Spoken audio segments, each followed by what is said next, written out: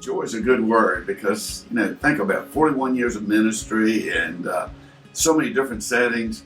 I've been able to see people take their faith seriously, and it's always been inspirational to me, and just I could write a book on it and just feel so fortunate to have been in the place to be able to see that.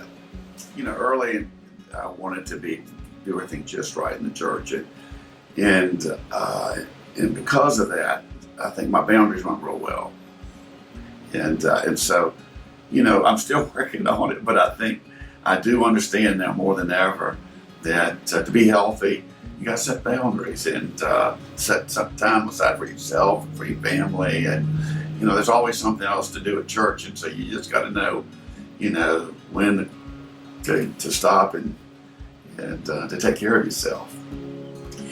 The one thing I would say is embrace the experience. The church is like my second home. It's a support system that I could not find anywhere else. And don't be afraid to get involved.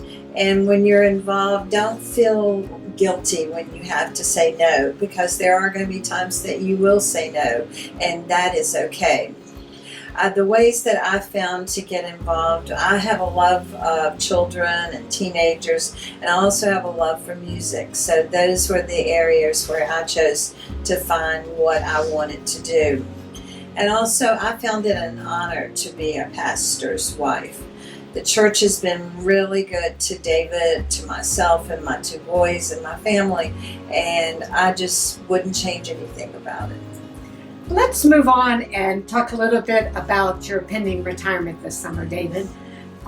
As we know, retirement brings change with it. The daily routine that we have crafted over the years shifts. That brings, I think, with it a certain amount of anticipation, but also apprehension.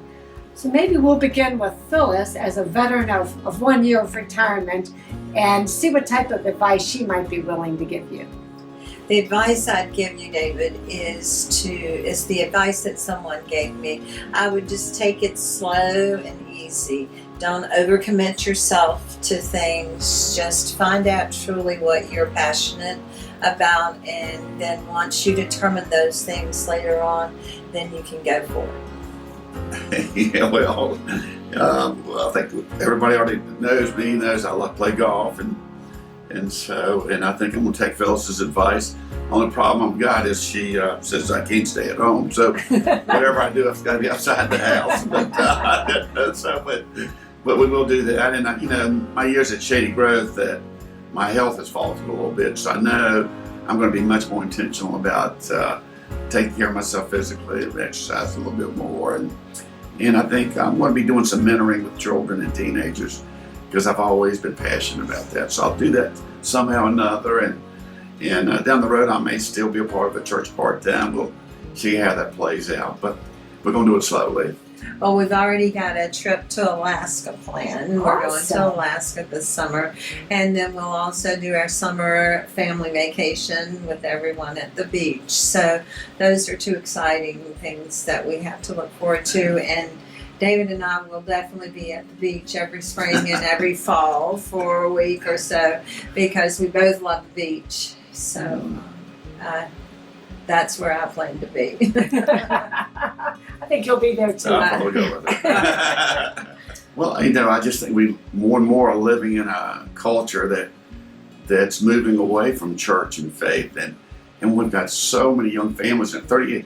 The average age in our community is 38, and the projection of growth is just out of the window in the next 10 years. And so the church really is going to have to focus on these young families, and we've got to convince them how important faith is, and be a place to support them, and do everything we can to reach out to them and make them feel at home here.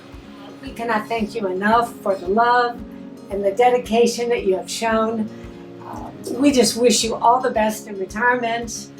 Enjoy your summer, and David, hit them long and hit them straight. We'll try. Now, may the love of God and the grace of Jesus Christ and the fellowship of His Holy Spirit be with us now and forevermore.